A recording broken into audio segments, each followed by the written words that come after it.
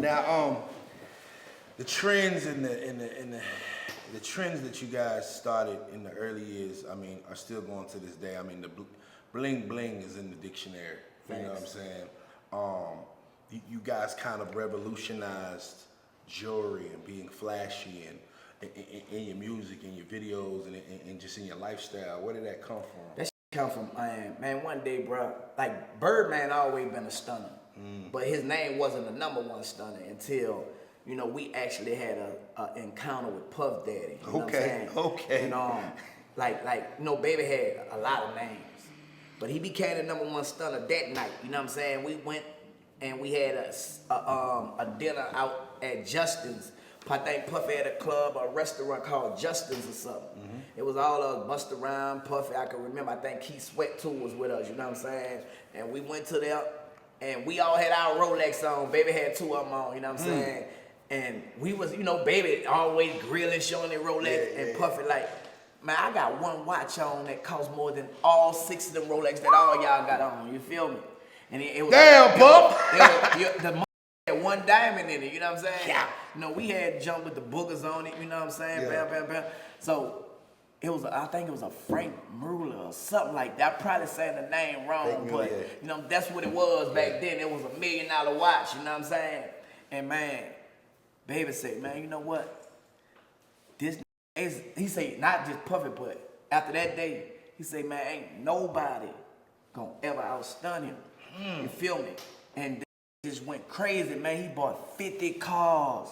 Like literally, like a lot of niggas be talking about them wasn't, bro, every car in every video, we probably had 1 or 2 cars in the video. Most of them motherfuckers were for Birdman. Like I heard Young Buck say something about them wasn't his cars, but that ain't true, you know what I'm saying?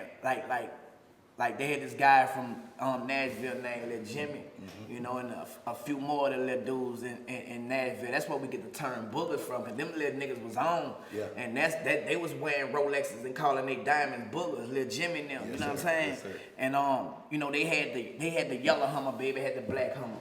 They had the blue Jag, Baby had the gold one, you know what I'm saying? And it just was built because that was matched in the first #1 stunner video, you know what I'm saying? If you watch that video, you'll see what I'm talking about.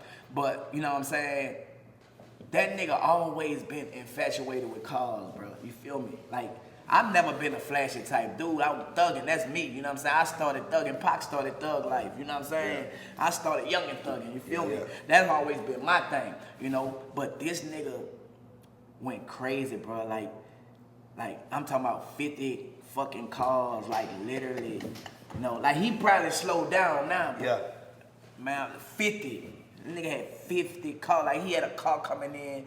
They was getting them delivered. We used to get cars from 310 Motoring. You remember them? Yes, it was a dealership. Yeah, all of us would get them motherfuckers from 310 Motoring, bro. You know what I'm saying? And that's how we were rocking, man. You know, that nigga had cars coming in. Every time he ordered us one, he got probably 5 of them motherfuckers on the truck. You know what I'm saying? And that's how it was. You feel me? He just became the #1 Puff stunning on him one time and ain't gonna do it again. He took them golds out of him out and went got real fucking platinum. Now he don't got none of that. I think he got all white now, but you know, that nigga Puffy, I think, you know, turned that nigga into a monster. You feel me? Like he ain't let nobody outshine him, dog. You know, that nigga #1 stunner and he deserved that title, bro. Like that nigga, that shit for real, dog.